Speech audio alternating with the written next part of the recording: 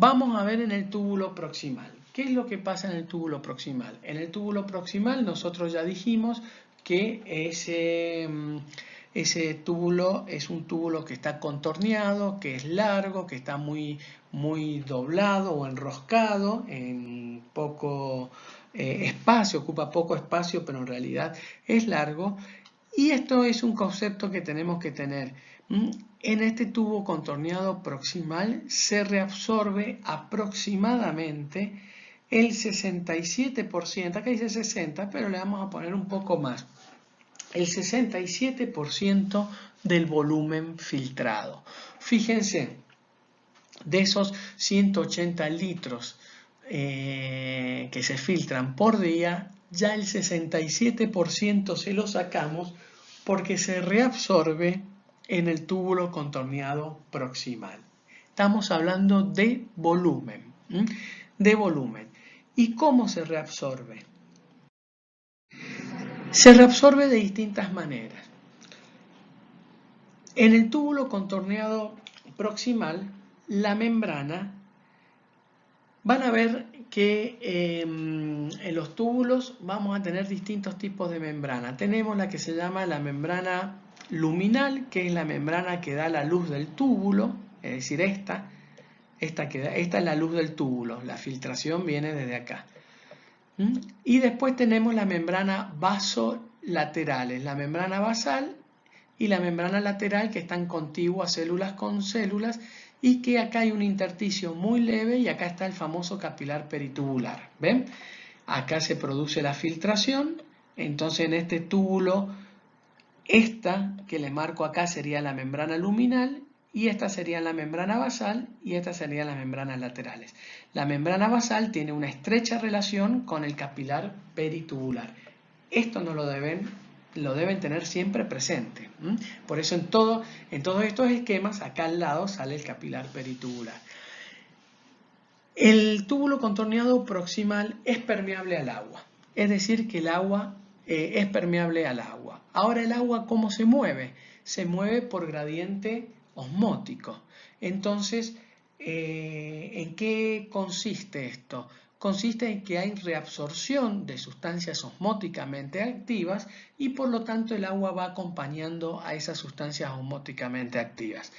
¿Qué es lo que se filtraba? De las sustancias osmóticamente activas que conocemos, las más importantes son las proteínas, es la glucosa, la urea, el cloruro de sodio. Se filtra todo a excepción de las proteínas, dijimos. O sea que proteínas no. Entonces, en este túbulo contorneado proximal se produce absorción de sodio. Esta reabsorción de sodio, dijimos que un proceso de reabsorción era el pasaje de sodio desde la luz tubular hacia el capilar peritubular. Hay distintos mecanismos de reabsorción de sodio. Este es por difusión pasiva, donde fíjense el sodio tiene una concentración plasmática, porque se filtra como el plasma, de 145 aproximadamente mil equivalentes por litro. Entonces este sodio está a mayor concentración en la luz tubular que dentro de la célula, que es de 10, por lo tanto pasa por difusión pasiva. Ahora bien, una vez que entra a la célula tiene una bomba de sodio que saca sodio y lo manda al capilar peritubular. Por lo tanto, también pasa sodio directamente por las uniones intracelulares. Pero ¿qué les quiere decir con esto? Que esta membrana es permeable al sodio, el sodio pasa por diferencia de concentración, es en forma pasiva, es una difusión pasiva, pero en realidad, para que esto ocurra, por eso le dice acá que es un transporte activo, y eso a veces lleva a confusión semántica, que es un detalle más de la biología celular que de la fisiología, pero lo aclaramos. Para que este sodio pase por diferencia de concentración, la concentración dentro de la célula del sodio debe ser baja.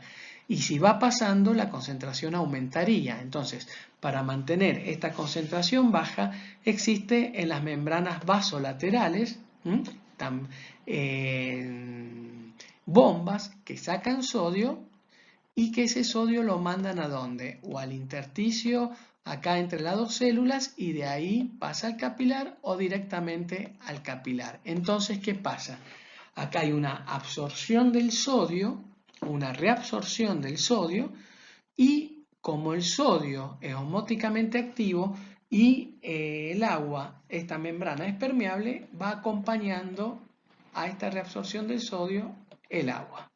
Entonces acá tenemos uno de los mecanismos de reabsorción del sodio y que va acompañando al agua, que es un transporte activo, pero en realidad es una difusión. Esta parte de la membrana la pasa pasivamente, pero para que la pase pasivamente debe existir esta bomba que es el que mantiene el gradiente, el químico, también eléctrico, porque la membrana adentro es negativa. Entonces el sodio pasa rápidamente a la célula y de la célula es bombeado rápidamente hacia el capilar y el agua acompaña ese camino. También hay otra forma de reabsorción del sodio. Una es a través de esa difusión, otra es a través de la absorción de como un cotransporte junto con la glucosa. La glucosa dijimos que es osmóticamente activa y en el tubo contorneado proximal se reabsorbe el 100% de la glucosa, es decir, tiene una reabsorción del 100% de la glucosa. ¿A través de qué mecanismo? De este mecanismo que va acompañado con la reabsorción o como un cotransporte de sodio. La glucosa pasa al capilar peritubular y el sodio también es bombeado al capilar peritubular. Tanto la glucosa como el sodio son sustancias osmóticamente activas. La membrana dijimos que es permeable al agua, por lo tanto el agua pasa por su diferente concentración osmótica y vuelve al capilar peritubular. Ahí tenemos otra forma de reabsorción del sodio. También hay otro mecanismo de reabsorción del sodio que también es importante y lo vamos a ver también cuando veamos el estado ácido-base. Vimos que el sodio puede reabsorberse junto con la glucosa por difusión pasiva, pero también en las membranas del túbulo contorneado proximal hay una bomba que elimina hidrogenión y reabsorbe sodio en forma activa. No en forma pasiva como el otro, sino también en forma activa. Y este sodio obviamente es eliminado por esta bomba hacia el capilar peritubular. ¿Y esto qué importancia tiene? Este hidrogenión sale a la luz y este hidrogenión se combina con el bicarbonato filtrado. Recordemos que se filtra todo a excepción de hidratos de carbono, de la célula, a excepción de proteínas y de las células formes. Por lo tanto, dentro de ese todo está el bicarbonato. Y este bicarbonato, ¿qué se produce? Se une con este hidrogenión, forma ácido carbónico. ¿Por qué? Porque en esta membrana hay una enzima que acelera esa reacción que es la anhidrasa carbónica, ahí está marcada anhidrasa carbónica, y se produce la disociación de este ácido carbónico en CO2 y agua. ¿Y qué pasa? Y de esta reacción de CO2 y agua se produce el ácido carbónico, se produce este hidrogenión, que es el que va a ser bombeado y sacado hacia la luz tubular, y este bicarbonato va a salir con una bomba, va a la reabsorción. Este mecanismo es muy importante y se llama recuperación del bicarbonato. ¿Por qué no se llama reabsorción del bicarbonato? Porque fíjense, si fuese reabsorción del bicarbonato, esta molécula de bicarbonato pasaría por la célula y después pasaría por el plasma, iría al capilar peritubular. Es decir, sería la misma molécula que se filtró la que aparecería en el capilar peritubular. Eso es reabsorción, como esto. Acá se reabsorbe este sodio y este sodio aparece acá, en el capilar peritubular. Pero este mecanismo no es de reabsorción del bicarbonato, sino es que es recuperación del bicarbonato. ¿Por qué? Porque esta molécula que se filtró desapareció, se disoció y se convirtió en CO2 y agua, y acá aparece una molécula que se formó dentro de la célula. Es decir, se recupera. Por una que se pierde, se recuperó una, pero no es la misma. Por eso se llama recuperación. ¿Y qué importancia tiene que la naturaleza haya puesto este sistema de recuperación? Tiene una importancia muy importante. ¿Por qué? Y lo vamos a ver en ácido base. Porque ya es un mecanismo de excreción de una sustancia muy vital que es el hidrogenión. Entonces, ¿qué hace? Ya en el túbulo contorneado proximal, ahí nomás, fíjense, apenas comienza la filtración, que se filtran hidrogeniones, esta bomba ya también empieza a sacar hidrogeniones, que vamos a ver cuando veamos ácido base la importancia que tiene el riñón en la eliminación de hidrogeniones. Este es uno de los primeros mecanismos que tiene una acción doble, eliminar hidrogeniones y recuperar bicarbonato o no perder bicarbonato. Entonces, esta es otra de las formas de reabsorción del sodio y siempre decimos que al sodio lo acompaña el agua. Y acá tenemos prácticamente un resumen de lo que hemos dicho. Fíjense, reabsorción de sodio, reabsorción con contrasporte de glucosa, también se reabsorbe urea, algunas grasas o sustancias solubles, el cloro que va acompañando al sodio, ese sí, por diferencia o por cargas eléctricas, el sodio acompaña al cloro y en la parte final del tubo contorneado proximal, como la velocidad del sodio es mayor al acompañamiento del cloro, en la parte final acá queda más cloro concentrado, libre, entonces pasa directamente. Es un detalle, pero es lo que en algunos libros pueden llegar a encontrar. Entonces, en todas estas sustancias, fíjense, glucosa, sodio, urea, cloruro de sodio y algunos otros aniones, algunos son más osmóticamente activos, va acompañando en forma proporcional el agua. Por lo tanto, acá tenemos el resumen de todo. En el túbulo contorneado proximal, y esto es lo que es importante no se olviden, se reabsorbe por distintos mecanismos. El sodio, fíjense, acá tienen el mecanismo del antipor que se llama, que se intercambia con el hidrogenión, el de que va acompañando a la glucosa, el del que va acompañando también a algunos aminoácidos, el por difusión pasiva, el del cloro, el cloro que lo va acompañando, se reabsorbe aproximadamente el 67% de lo que se filtró.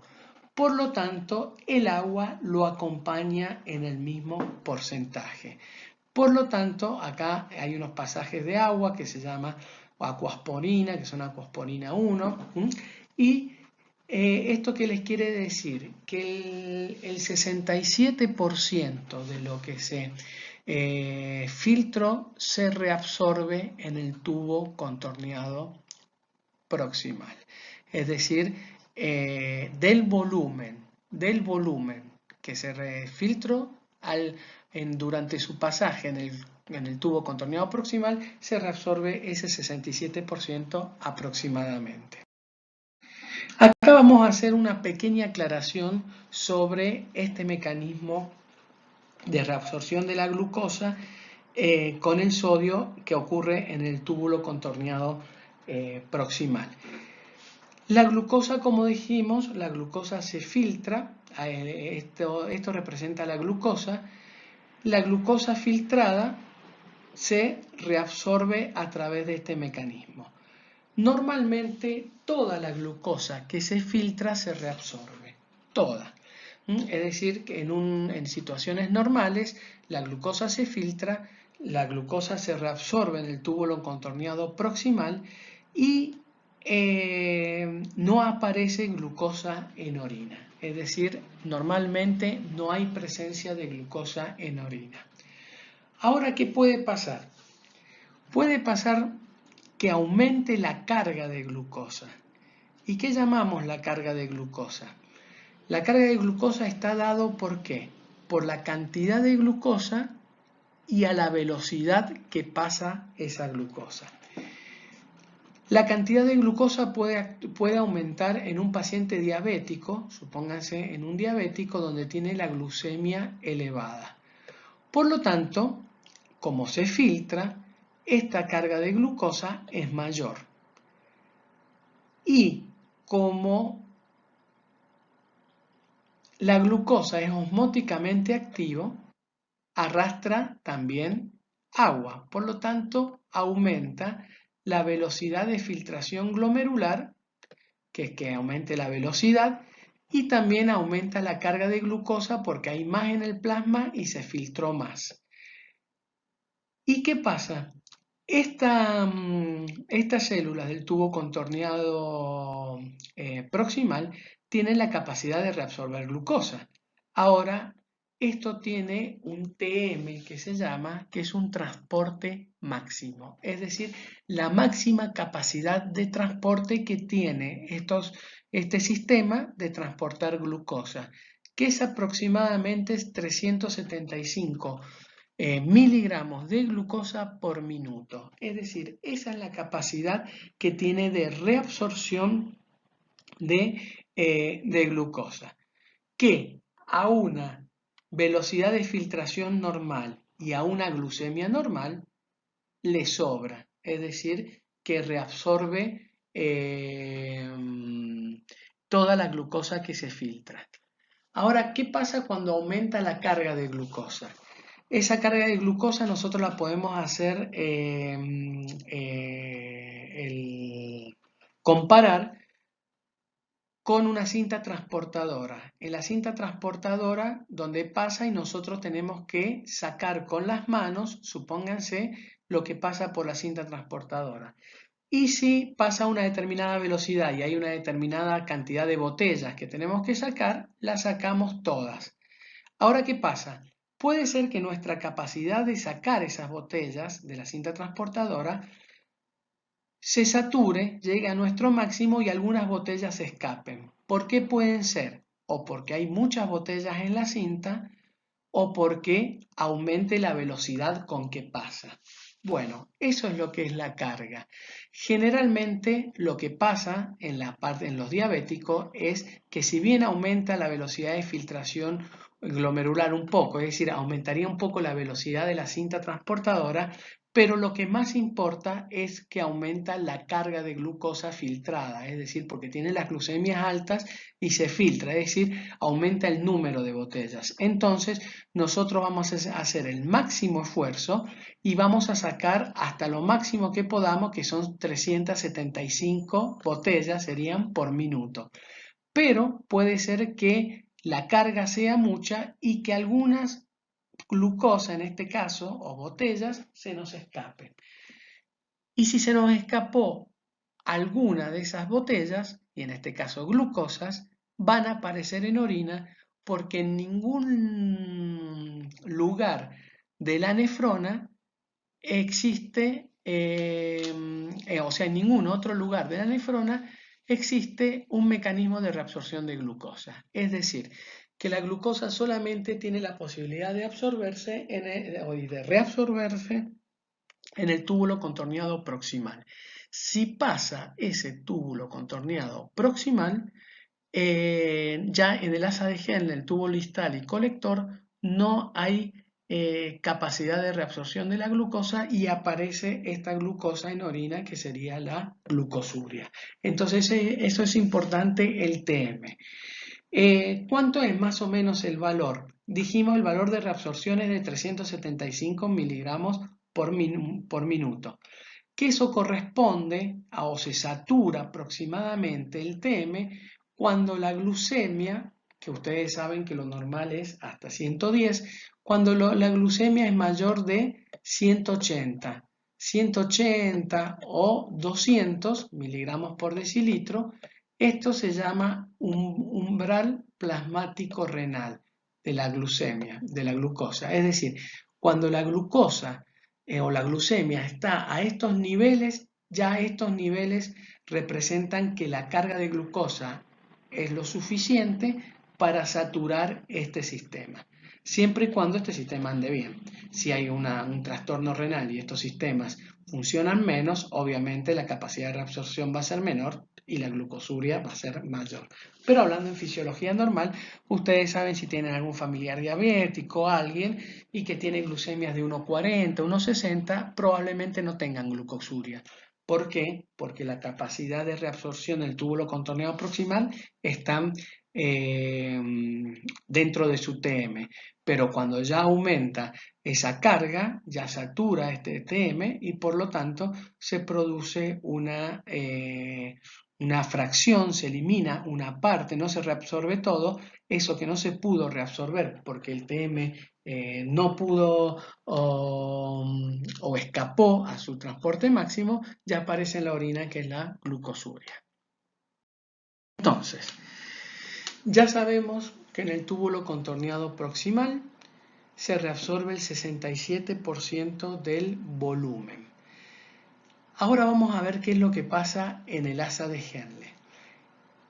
Sabemos que tanto el túbulo contorneado proximal como el glomérulo se encuentran en la corteza renal, y el asa de Henle es un tubo en U que penetra en la médula y después vuelve a la corteza. Tiene un asa descendente y tiene un asa ascendente. En el asa ascendente tenemos un asa más delgada y una parte que se ensancha y que después se continúa con el túbulo contorneado proximal ya en la corteza. Vamos a ver qué es lo que ocurre durante su trayecto durante el asa de Henle. Durante su trayecto en el asa de Henle tenemos que pensar que en el túbulo contorneado proximal se reabsorbió el 67% del volumen y que ese volumen fue acompañado a la reabsorción del 67% también de sustancias osmóticamente activas. Por lo tanto, la osmolaridad con la que entra el líquido endotubular al asa de Henle es la misma. Sabemos que la osmolaridad plasmática es de 300 miliosmoles, o bueno, la osmolaridad acá le ponemos de 300, y que como en el túbulo contorneado proximal hubo una proporción de la reabsorción de cloruro de sodio, de glucosa, y el agua lo fue acompañando, la osmolaridad no cambia. Cuando nosotros hablamos de isoosmolar, de hiposmolar o de hiperosmolar, por supuesto que estamos hablando de igual, de menor o de mayor osmolaridad. Pero ¿cuál es el patrón de referencia? ¿Es menor, mayor o igual a qué? Siempre se toma como referencia la osmolaridad plasmática. Entonces, acá nosotros tenemos esto que está en amarillo, es el líquido endotubular, lo que va a ser la orina después, que entra con una osmolaridad de 300 y que la composición de esa osmolaridad está dado por 280 de cloruro de sodio y 20 de urea. Estas son las sustancias osmóticamente activas que están dando esta osmolaridad. No hay glucosa, ¿por qué? Porque ya se reabsorbió, porque la glucosa se reabsorbió en el túbulo contorneado proximal. La osmolaridad en el intersticio es de 300, en el intersticio cortical, y ahora vamos a ver qué pasa en la médula. Acá hay una flecha negra, fíjense, esta flecha negra que les marco acá, que marca que hay un aumento de la osmolaridad en la médula, desde su inicio en la médula y pegado a la corteza, a lo más profundo de la médula, que en lo más profundo de la médula llega a una osmolaridad de 1200 y que comienza con una osmolaridad de 300, que hay pegadito a la corteza, y que a mitad de la médula hay más o menos una osmolaridad de 600 y que divide la médula externa, esta sería la médula externa, más cerca de la corteza, y esta es la médula interna. Generalmente en la médula externa es donde se ensancha la rama ascendente, la asa de Henle. Pero esto es una foto que nosotros tenemos. Antes de analizar lo que pasa, miremos bien los números. Esta osmolaridad que marcamos acá, para no rayarles tanto, le voy a mostrar el puntero. Ahí está. Esta osmolaridad que marcamos acá es la que está dentro del túbulo, dentro de la nefrona. Esta osmolaridad que marcamos acá es la que está en el intersticio. Esta osmolaridad de 600, los componentes de esta osmolaridad, 400 el cloruro de sodio, 200 la urea, y al final de 1200 hay 600 de cloruro de sodio y 600 de urea. ¿Estamos? Entonces hay que mirar el valor de la osmolaridad y la composición de esa osmolaridad, recordando que esto es intersticial y que esto es en el túbulo. Ahora bien, vamos a ver qué es lo que va a ir pasando a medida que va pasando el líquido endotubular. Antes de eso tenemos que decir, y que es importante que lo retengan, la rama descendente del asa de Henle, esta rama, es permeable al agua e impermeable a los solutos. Es decir, en la rama descendente solamente es permeable al agua y no permeable a los solutos. Una vez que hace el codo y da la vueltita, la rama ascendente es permeable a los solutos e impermeable al agua. Se los vuelvo a repetir. En la rama descendente es permeable al agua y no permeable a los solutos, y en la rama ascendente es permeable a los solutos y es no permeable al agua. Por lo tanto, sabiendo ya esas características y sabiendo que el agua se mueve por diferencia de concentración osmótica, vamos a ver qué pasa en la rama descendente, donde es permeable al agua y no a los solutos. Entonces, cuando el líquido entra a la médula por la rama descendente del asa de Henle, ¿qué empieza a pasar? Empieza a pasar que el agua empieza a salir, ¿por qué? Por diferencia de concentración. Fíjense, osmótica. Adentro, ¿qué tenemos? Tenemos 300 y afuera tenemos 600, hasta abajo tenemos 1200. Por lo tanto, el agua, como es permeable, el agua sale. Los solutos no, y eso ¿qué va a producir? Va a producir un aumento en la concentración de estos solutos, de tal manera que al final, en el asa de Henle, en el codo, esos solutos van a tener una osmolaridad de 1200. ¿Por qué de 1200?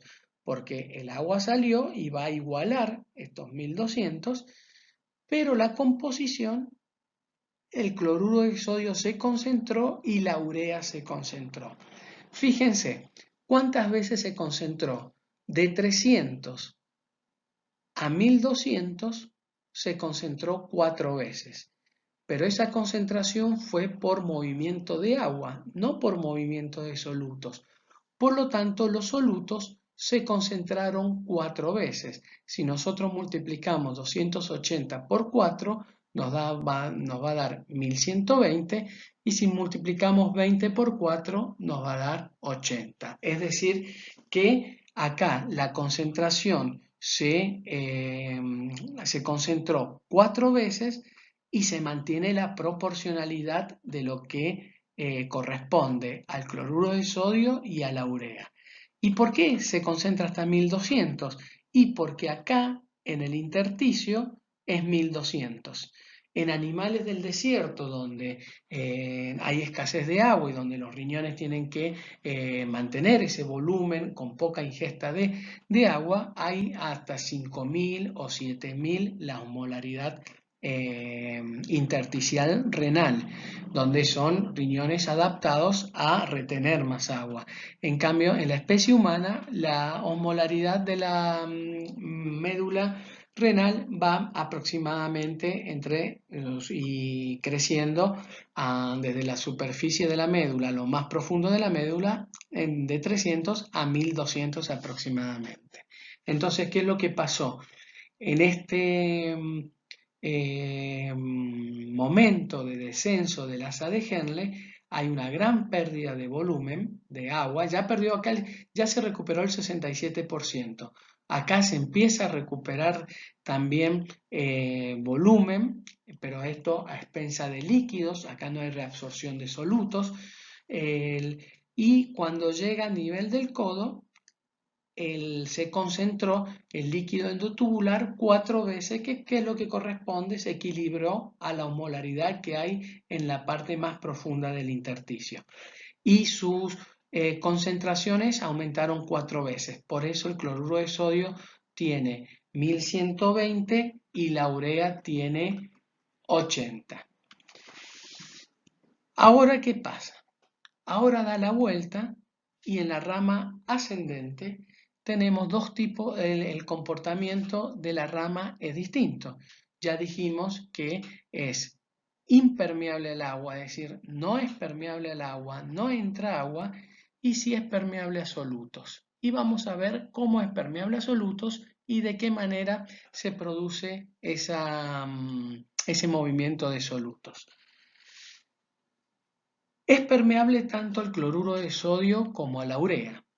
Por lo tanto, acá que vemos, si en esta parte de la rama ascendente es permeable al cloruro de sodio y a la urea, ¿qué vamos a ver acá? Que el cloruro de sodio tiende a entrar o tiende a salir. Miren, adentro tenemos 1120 y afuera tiene 600. Y la urea tiende a entrar o a salir. La urea afuera tiene 600 y adentro tiene 80. Por lo tanto, la membrana los deja pasar, por eso es permeable. Ahora, que entren o que salgan van a depender de la diferencia de concentración. Por lo tanto, la urea entra, porque de 600 a 80, por gradiente de concentración, entra urea a la rama ascendente del asa de Henle y el cloruro de sodio sale. ¿Por qué? Porque adentro hay 1120 y afuera hay 600. Entonces, durante su trayecto, en esta rama delgada ascendente, se produce este movimiento de solutos. Se va produciendo salida de cloruro de sodio y se va produciendo entrada de urea, que es muy importante eso. ¿Qué va a pasar? Cuando ya llega a la parte más terminal del asa ascendente, que se ensancha, y se ensancha, ¿por qué? Porque cambian las células, cambian la función celular, tiene más participación activa. En esta o en esta parte ancha de la rama ascendente del asa de Henle se produce una reabsorción activa. ¿De qué? De este paquete, perdón, se produce la reabsorción activa del, acá en la diapositiva, no, a ver, perdón. Bueno, les digo, se los marco, se produce una reabsorción de un paquete, que es esto que está en rojo, se reabsorbe lo siguiente. Se reabsorben dos cloros,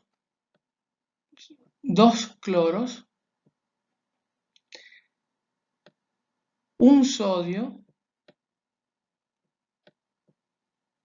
y un potasio. No sé qué pasó con la diapositiva, con aparecer o aparecer. Si no, tengo que grabar toda la diapositiva de vuelta y no lo voy a hacer. Así que discúlpenme, pero vean esto. ¿Qué ocurre? Este paquete produce una reabsorción de 2 cloros, un sodio y un potasio en forma activa. Y vamos a ver que este potasio, una vez que se reabsorbe, vuelve. El potasio vuelve. Por una diferencia de potencial, tiende a volver. Por lo tanto, en esta rama gruesa, hay un transporte activo de esto, de 2 cloros, del sodio y del potasio. El potasio vuelve a la luz. ¿Pero qué queremos decir con esto? Fíjense ustedes, si bien hay un poco de entrada de urea, hay una gran salida de cloruro de sodio y hay una salida activa también de cloruro de sodio durante la rama sobre la rama ascendente en la parte ancha. Por lo tanto, ¿qué ocurre? Ocurre que hay una mayor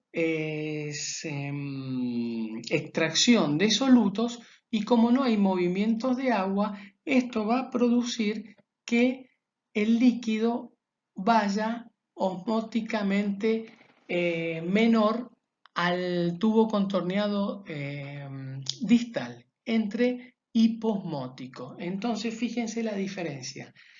Acá entró isosmótico, acá se hizo hiperosmótico, por lo que dijimos, pero en la rama dilutoria, que se llama en la rama ascendente, se produce gran salida de cloruro de sodio, miren por la diferencia de concentración, ¿no es cierto? 1200 o 1120 y acá 600, si bien se produce una entrada de urea, es verdad, acá se produce gran reabsorción de cloruro de sodio y de potasio y el potasio vuelve.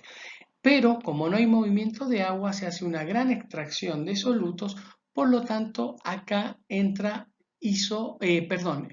hiposmótico al tubo contorneado distal. Y vamos a ver que a nivel del colector, acá hay una salida de urea, que es la urea que entra en esto, que no sé por qué en la diapositiva no sale marcada, pero ya la vamos a arreglar más adelante. Entonces, ustedes tengan el concepto de lo que ocurre en esta diapositiva. ¿Qué es lo que pasa en el asa de Henle? Está la descendente, que es la que concentra, y la ascendente es la que diluye. Entonces hay una extracción de solutos, especialmente de cloruro de sodio, sobre el asa ascendente, y al túbulo contorneado distal entra isoosmótico. ¿Por qué? Por una gran extracción de solutos y al ser impermeable no hubo movimientos de agua en este sentido. Ahí está. Miren. Ahí está lo de la diapositiva. Teníamos 2 cloros, ¿ven? El sodio y el potasio, eso se reabsorbe, vuelve el potasio y pasa con 150 de osmolaridad. Y esa es la urea que vuelve a entrar. Entonces, bien, acá tenemos lo que pasa en la rama ascendente gruesa de la asa de Henle. Todo lo que le dije de los dos del paquete está representado acá. Fíjense, es lo que se absorbe, el sodio, el potasio, los 2 cloros, y este potasio vuelve hacia la luz y el agua que es impermeable. Y por lo tanto, siempre lo que entra a la célula después lo manda al capilar peritubular. Manda el sodio y emite este potasio que emite, es el que va a salir por acá también, y el cloro por otro canal se recupera. Siempre acuérdense que acompañándolo a los túbulos van los capilares peritubulares. Entonces, esto es lo que se llama el asa dilutoria del asa de Henle, que es la rama ascendente. Acá tenemos todo un concepto, fíjense, acá es isotónica con respecto al plasma, siempre el referente es el plasma. Acá se produce gran movimiento de agua, acá se hace hipertónico, se concentra 4 veces, acá entra la urea que dijimos, acá sale el cloruro de sodio por el gradiente y acá está toda la parte activa. Por lo tanto, acá entra, fíjense, hipotónica. Acá le ponen 200, más o menos, 150, 200. Ahora vamos a ver qué sigue con el tubo contorneado distal y qué es lo que pasa en el colector.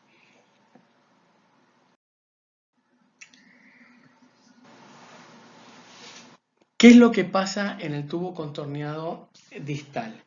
En el tubo contorneado distal sigue habiendo reabsorción de sodio, pero esta reabsorción de sodio no es pasiva, sino que esta reabsorción de sodio, estos canales de sodio se abren y están influenciados por una hormona que es la aldosterona. Y esta entrada de sodio hace que se intercambie con un potasio. Es decir, en la nefrona distal lo que ocurre en esta parte de la nefrona, continúa la reabsorción de sodio y se produce y continúa, por así decirle, la excreción de potasio. Ahora este mecanismo de reabsorber sodio y excretar potasio depende de la mayor o menor presencia de una hormona que es la aldosterona. Esa aldosterona, ¿dónde se produce? Esa aldosterona se produce a través de este sistema que es el sistema renina-angiotensina-aldosterona. El inicio de este sistema es la renina, que la renina, como bien dijimos, en una de las funciones del riñón que era endocrina, esta es una función endocrina, se secreta aquí en el aparato yuctaglomerular, donde está formado por el tubo contorneado distal y por la arteriola aferente. ¿Cuáles son los estímulos de la renina? Este es el más importante, miren, la hipercalemia. Y fíjense que saca potasio acá de la sangre, lo saca y lo elimina hacia la orina. O sea, que cuando aumenta el potasio en la sangre es el principal estímulo, el estímulo más sensible para la liberación de renina. ¿Cuál es el otro? La ahí ponen es hiponatremia. Es decir, cuando falta sodio en la sangre, entonces reabsorbe más sodio, saca sodio de la orina y lo manda al capilar peritubular. La hipovolemia, cuando baja el volumen de sangre, por lo tanto reabsorbe sodio y al sodio le sigue el agua, entonces aumenta el volumen en el capilar, y la baja de la tensión arterial, como lo vimos también en regulación de la presión arterial. Esos son los estímulos para la renina. Esa renina actúa sobre el angiotensinógeno, que es una proteína que es producida por el hígado, la transforma en angiotensina 1. Esa angiotensina 1 pasa por una enzima conversora a nivel de los pulmones, pasa a angiotensina 2 y esa angiotensina 2 es un potente vasoconstrictor, por eso aumenta la presión arterial y a nivel de las suprarrenales, es decir, no a nivel del riñón, sino de las glándulas suprarrenales, que son unas glándulas endocrinas que están ahí arriba del riñón, y están en la corteza suprarrenal, no corteza renal, sino en la corteza suprarrenal, en la capa precisamente glomerular de la corteza suprarrenal, se libera se estimula la producción y liberación de aldosterona, y esta aldosterona va a hacer la retención aquí de sodio a nivel de la nefrona distal. ¿Qué entendemos por nefrona distal? Y nefrona distal es el túbulo contorneado proximal y parte del colector distal. Es decir, que también en el colector, parte del colector cortical. Entonces, la nefrona distal está compuesta por el tubo contorneado proximal y el colector cortical. Durante ese trayecto, ahí el contenido, lo que es el endotubular, continuamente hay reabsorción de sodio y excreción de potasio, por lo tanto, esto se ve estimulado por la aldosterona. No es como en el túbulo contorneado proximal, donde el sodio pasaba por diferencia de concentración en uno de los mecanismos. Aquí necesita de la activación de esta hormona que es la aldosterona. ¿Y qué va a pasar en el tubo colector? Ya estamos llegando al tubo colector, aquí, a la última parte, y donde en el tubo colector fundamentalmente se produce la reabsorción de agua. Y la reabsorción de agua se hace por unas aquasporinas, que son unos canales. Estos canales o estas aberturas de aquasporinas están dentro de las células, entonces tiene que venir un estímulo que es el estímulo de la ADH, de la hormona antidiurética, que es una hormona que ya la vamos a ver cómo se regula de la neurohipófisis y que cuando con estímulos de la ADH aumenta los canales y por lo tanto hace más permeable al agua. Y el agua se va a mover por diferencia de concentración, como vamos a ver.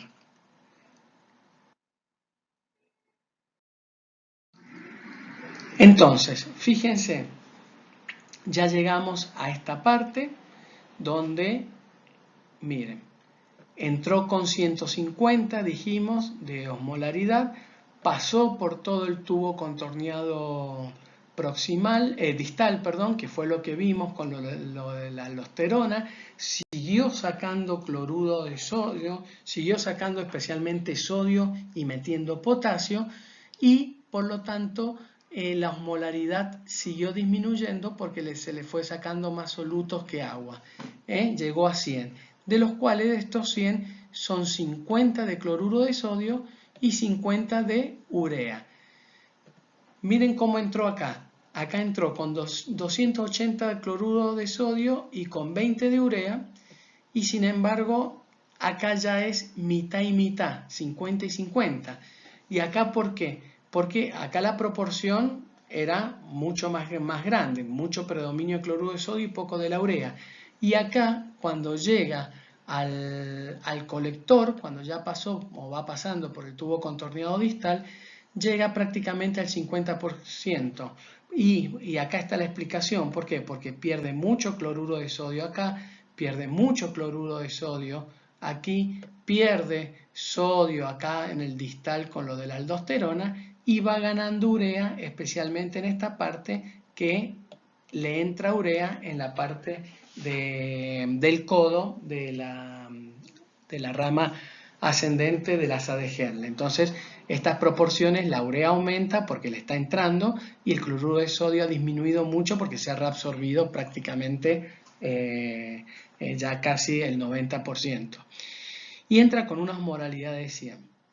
Y ahí, al entrar con una osmolaridad de 100, ¿qué es lo que va a pasar? Va a pasar que va a depender de la presencia de ADH o no ADH, como vimos recién en la permeabilidad. Este tubo colector recorre la médula desde 300 de osmolaridad que hay en el intersticio y llega a lo más profundo, que es 1200. Por lo tanto, la membrana es permeable al agua y en la parte final es permeable a la urea. Ahora, esta permeabilidad al agua va a ser más o menos permeable si hay ADH o no hay ADH. En presencia de ADH significa que hay más aquasporina, hay más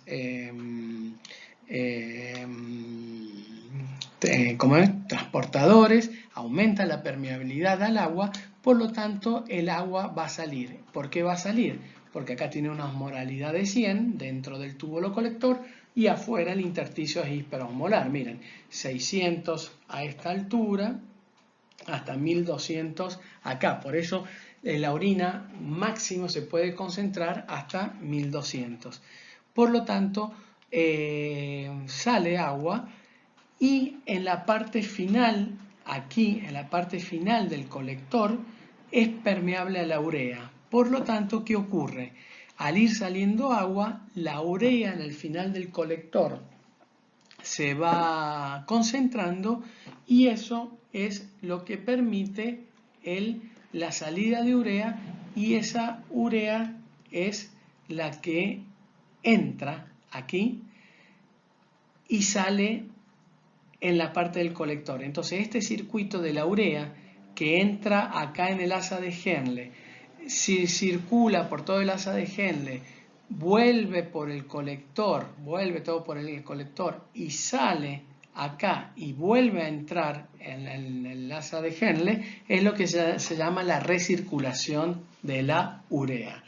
Y después, y por último, se produce entonces al final la excreción de la orina, ya con todo este fenómeno de que ha pasado a través de la nefrona. Entonces fíjense que acá llegamos a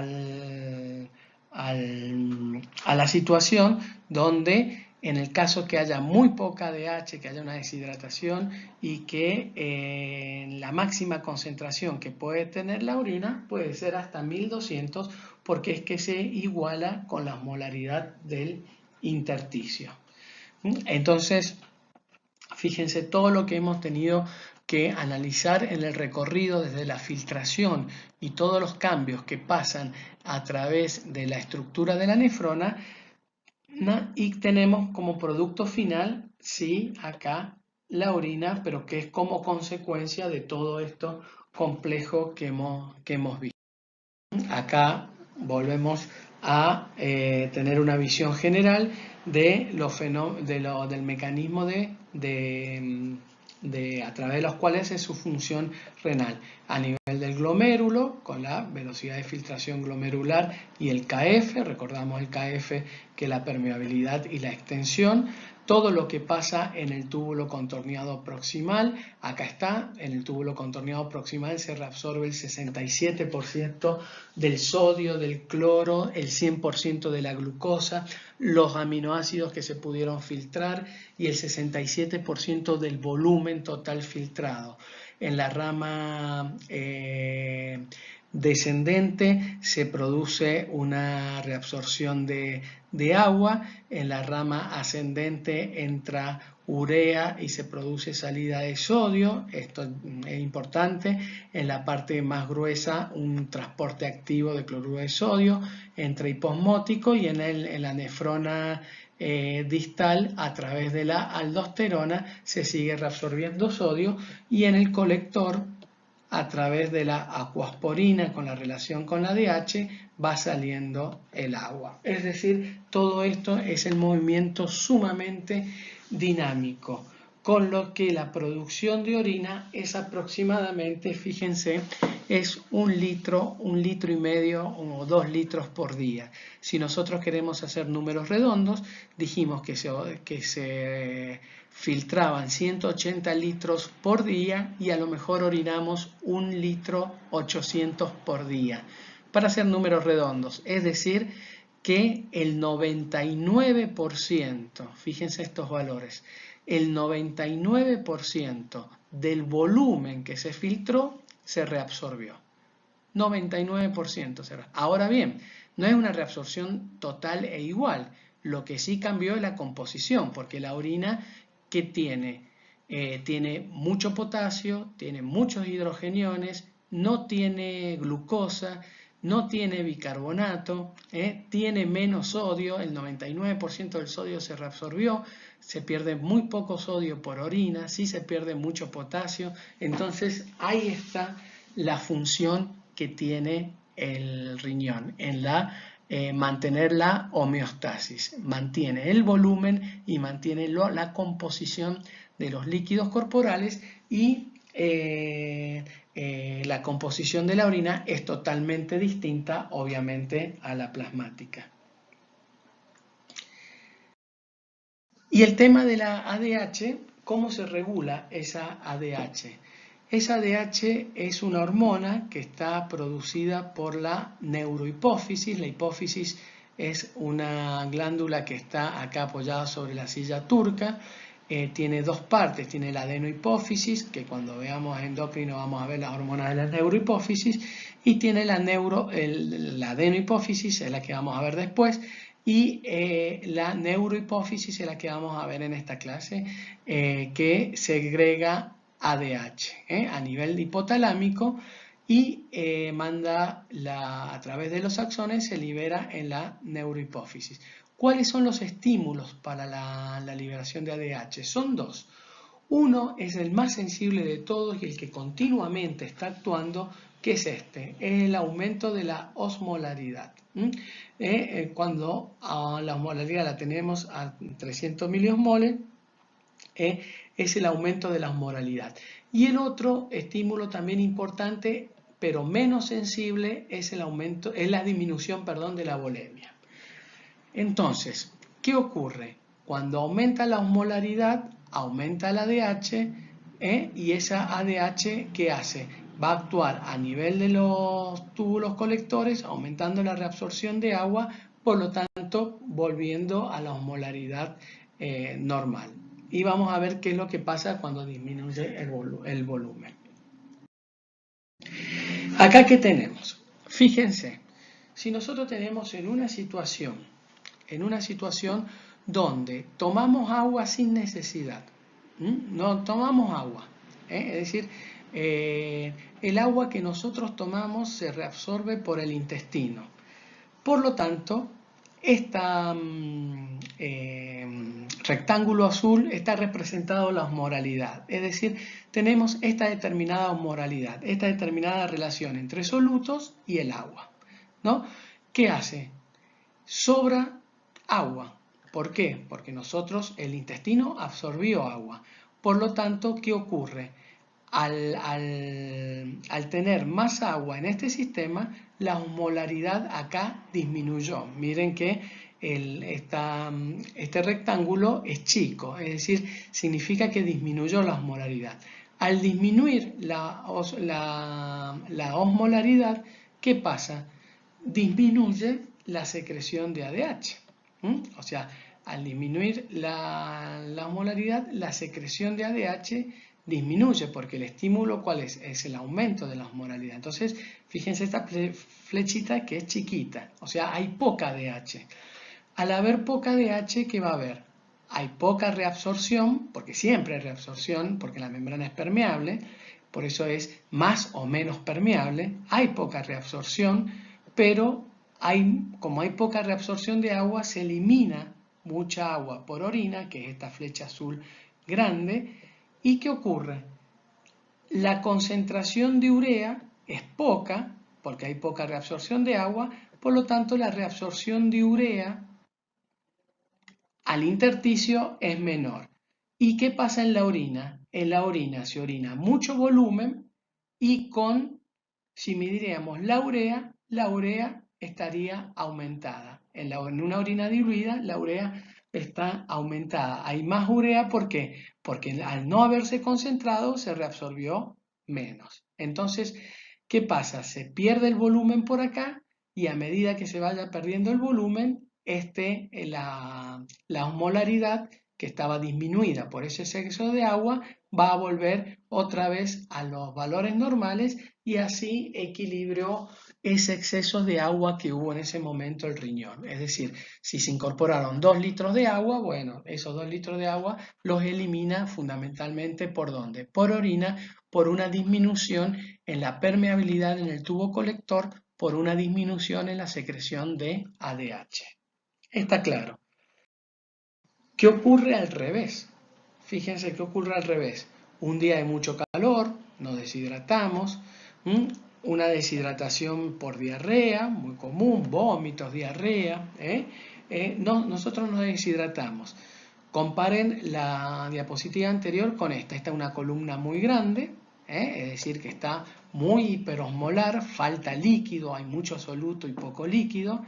Por lo tanto, ¿qué pasa? Miren esta flecha, hay un gran aumento del ADH, hay un gran aumento del ADH, por lo tanto, miren esta flecha y después las comparan con la anterior. Hay una mayor reabsorción de agua.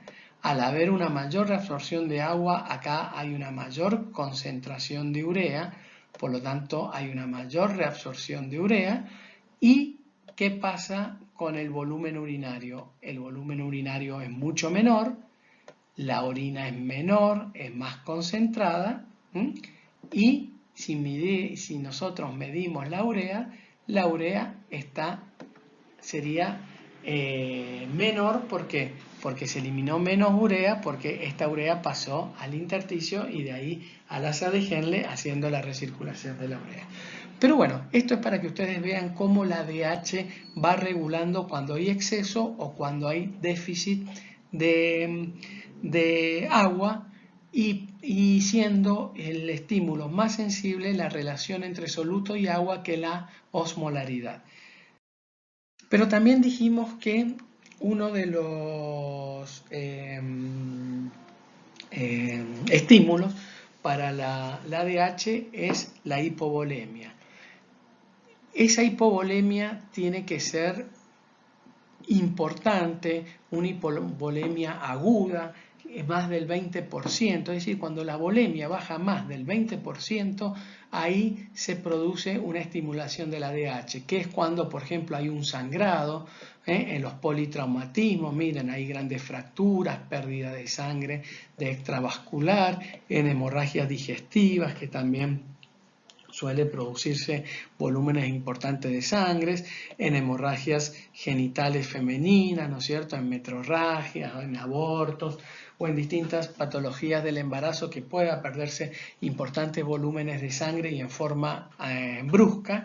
Y acá está representado como que tenemos el volumen disminuido, y si acá tenemos volumen disminuido, también así como pierde líquido, pierde solutos. Entonces, al principio la osmolaridad no está tan alterada, porque podemos perder 1 litro de sangre y tener hipovolemia, pero la osmolaridad mantenerla, porque se perdieron tanto solutos como líquidos, hasta que después vengan los mecanismos compensadores y sí, la osmolaridad disminuya, pero en un principio agudo no.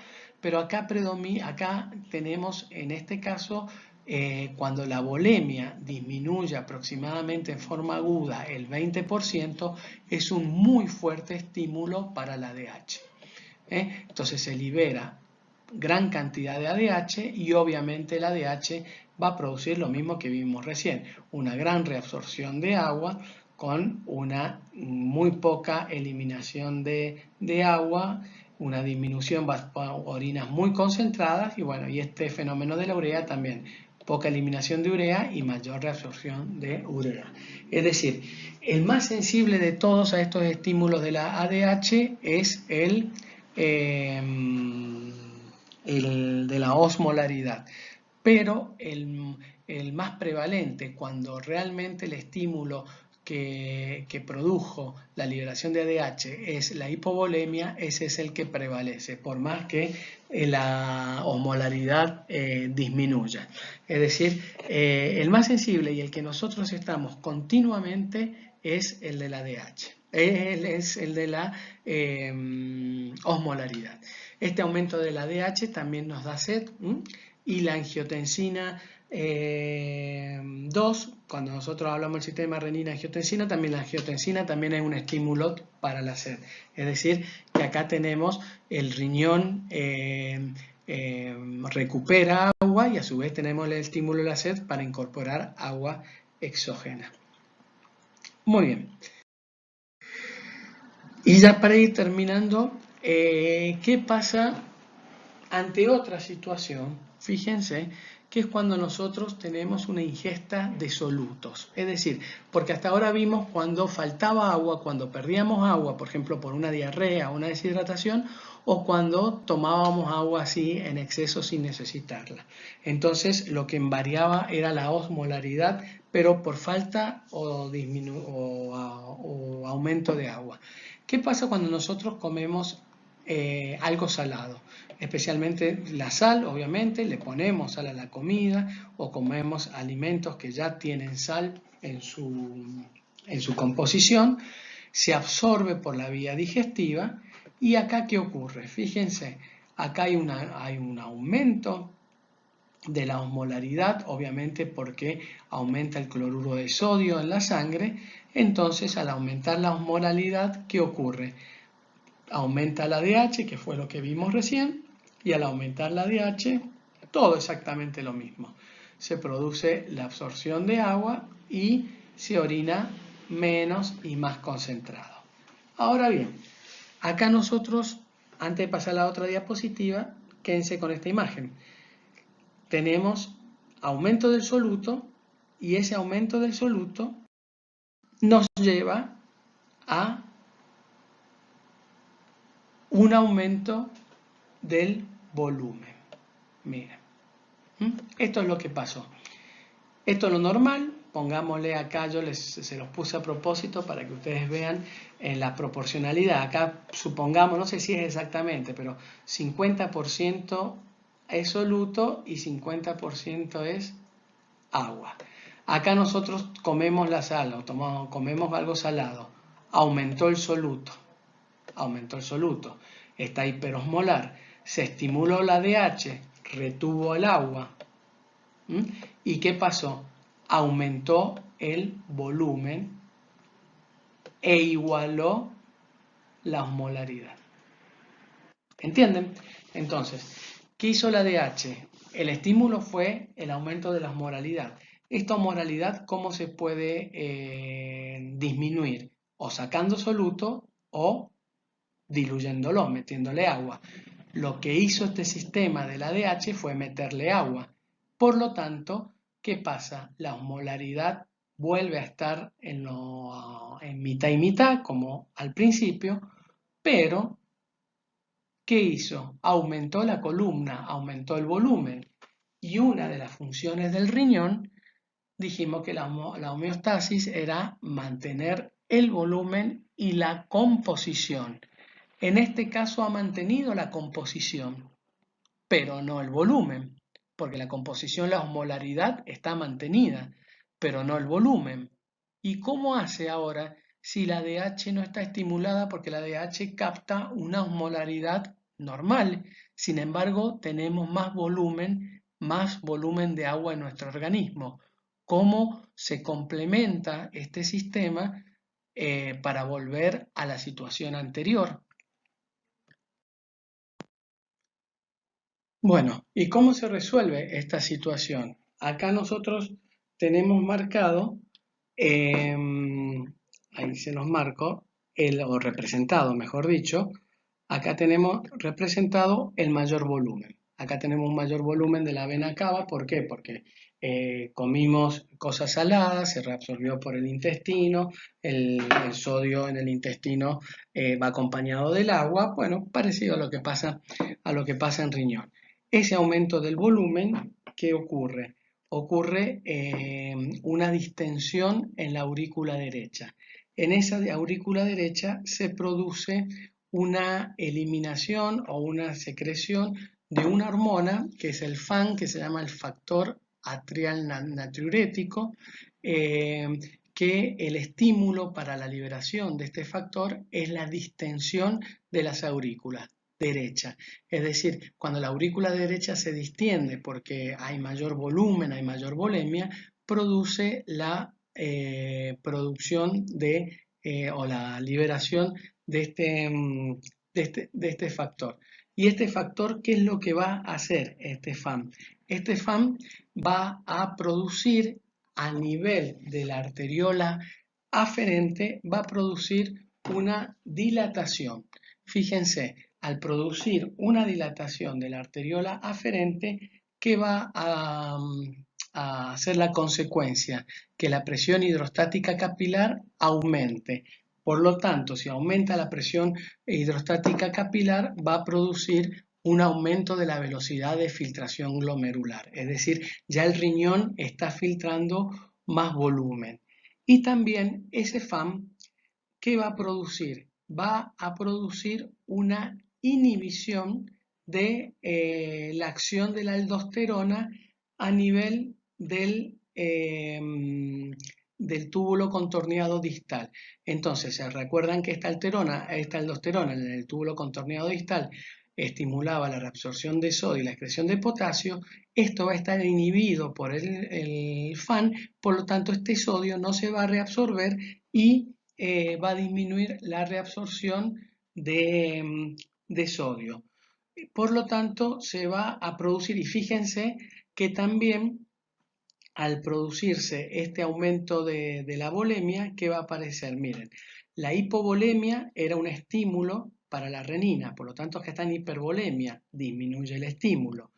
Acá la hiponatremia era un estímulo para la renina y estamos en hipernatremia, tiene más sodio.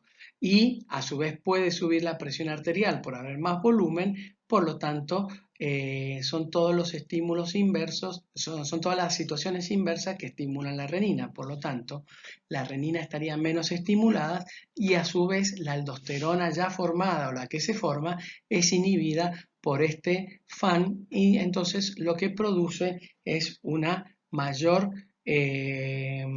liberación o mayor excreción de sodio por orina y junto con el sodio es osmóticamente activo, elimina agua. Entonces fíjense cómo cuando nosotros comemos algo salado, por ahí vamos por la ADH al principio orinamos menos, pero después por la acción del FAM empezamos a orinar más y con más contenido. Si tuviéramos, si midiéramos la natriuria, es decir, la concentración de sodio en orina, en esos momentos estaría aumentado y está eliminando ese exceso de sodio que hemos ingerido.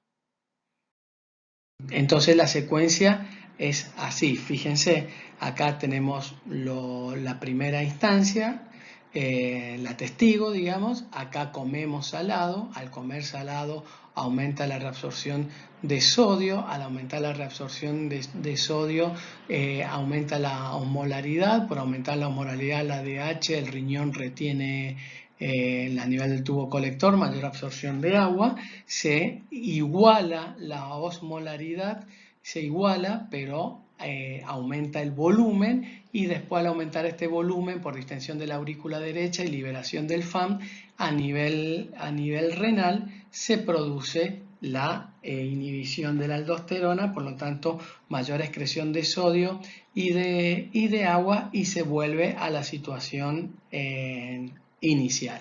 Entonces, eso es para que ustedes vean la relación entre volumen y volemia y osmolaridad en su conjunto. Y para terminar, vamos a decir dos palabras de un mecanismo importante que ocurre a nivel de la médula renal, que es el mecanismo de contracorriente, que es donde participan también unos vasos, que son los vasos rectos, y que son los responsables de mantener el intersticio hiperosmótico. Porque nosotros hemos dicho muy bien que a nivel del asa de Henle, fíjense, el agua sale, se concentra adentro, llegaba hasta 1200, recuerden, llegábamos hasta 1200 y después acá venía la parte dilutoria. Pero en todos los esquemas nos quedábamos con que sale agua, inclusive acá también del colector, cuando estuvimos hablando recién, todo sale agua, y bueno, pero por ahí en ningún momento pensamos qué pasa con el agua en el intersticio. Porque si ese agua que sale del tubo colector y que sale del asa descendente de la rama o del asa de Henle, si queda en el intersticio, diluye el intersticio y uno de los mecanismos de la concentración y de dilución de la orina fundamentalmente está basado en la hiperosmolaridad intersticial. Entonces, ¿qué ocurre? ¿Por qué el intersticio se mantiene hiperosmótico? ¿Por qué es hiperosmótico?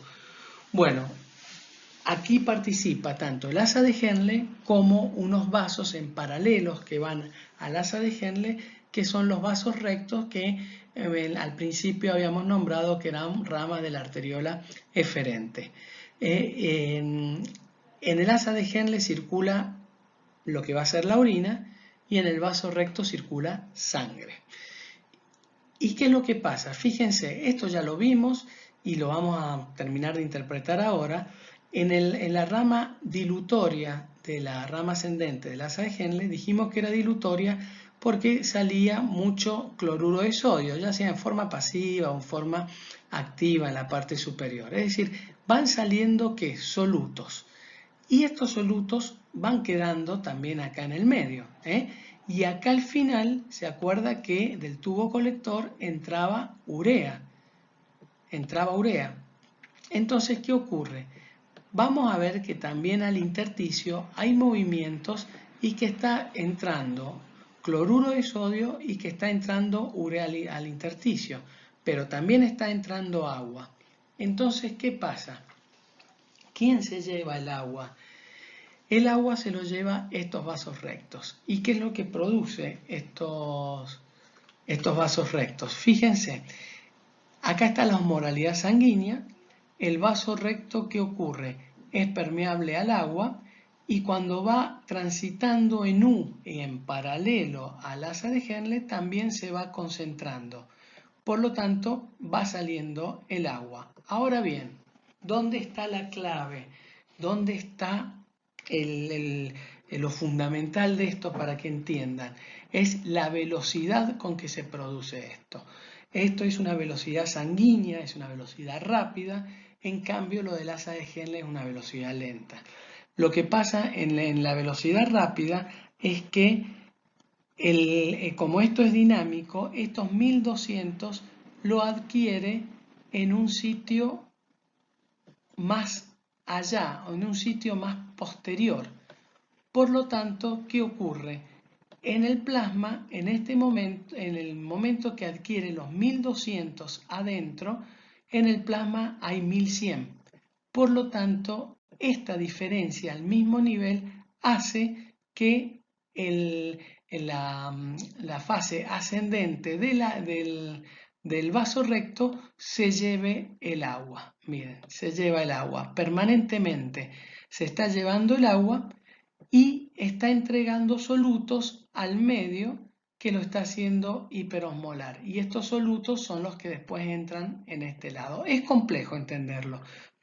Comprendo que es complejo, pero ustedes solamente quédense con el concepto de por qué el intersticio es hiperosmolar. Es hiperosmolar porque tanto del asa de Henle como del vaso recto están saliendo solutos al intersticio y la rama ascendente del vaso recto se lleva el agua.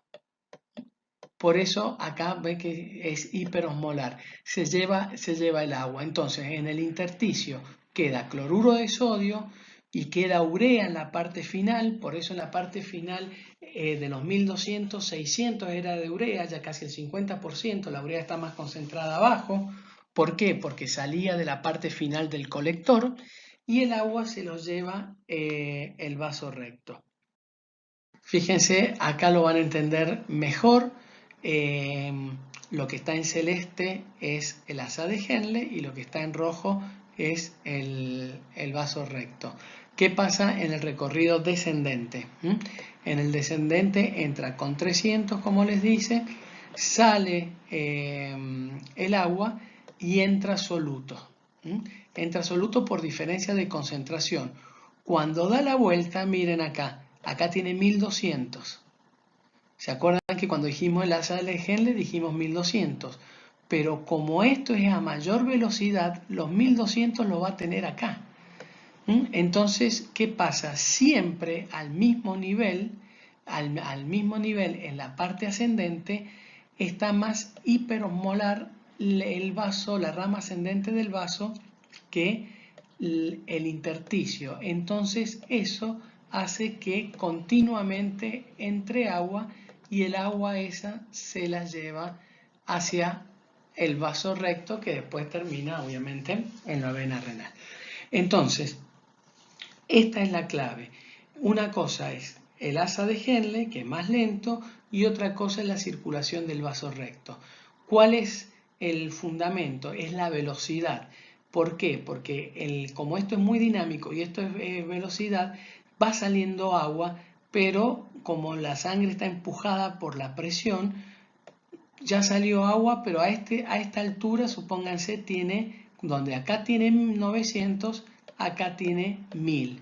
Está más concentrado. Entonces el agua se va del intersticio hacia el vaso recto. Entonces, ¿cuál es una de las funciones esenciales? ¿Cuál es la función esencial del vaso recto y que entren hasta lo más profundo de la médula? Es el mantenimiento de la hiperosmolaridad del intersticio, eh, fundamentalmente llevándose el agua en su rama ascendente. Acá tenemos lo mismo de otro libro, fíjense, acá como dentro del vaso recto cómo circula el cloruro de sodio y la urea, y él sale con una mayor osmolaridad porque la velocidad no le permite que se iguale al mismo nivel porque esto está circulando. Entonces esta mayor osmolaridad al mismo nivel hace que el agua vaya entrando. Miren, acá está en 775 y acá está en 750 y acá va entrando, y tal es que sale con mayor osmolaridad, que es 325. ¿Ven? Acá está lo que le digo. Fíjense cómo acá hay una salida de cloruro de sodio, hay una salida de cloruro de sodio, hay una entrada acá de urea. Por eso acá en la parte final la urea tiene más, casi el 50% de cloruro de sodio, porque esta urea que entra del tubo colector, y acá prácticamente, bueno, fundamentalmente cloruro de sodio que va saliendo, y que te va saliendo, él es el que al final, y el agua, tanto el agua que sale del asa descendente, como el agua que viene acá del colector, todo el agua esta que venía del colector, es llevada por la rama ascendente del vaso recto.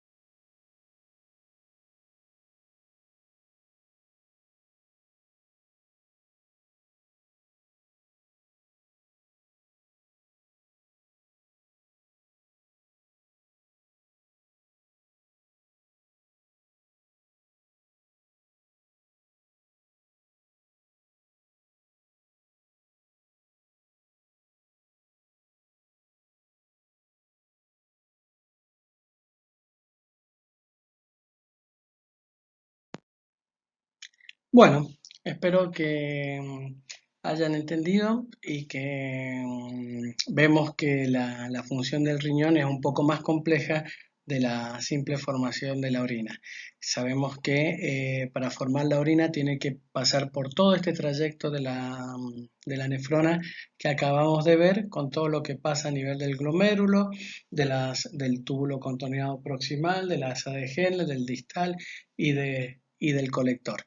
Eh, por lo menos espero que no se hayan aburrido mucho y nos veremos en la próxima. Muchísimas gracias.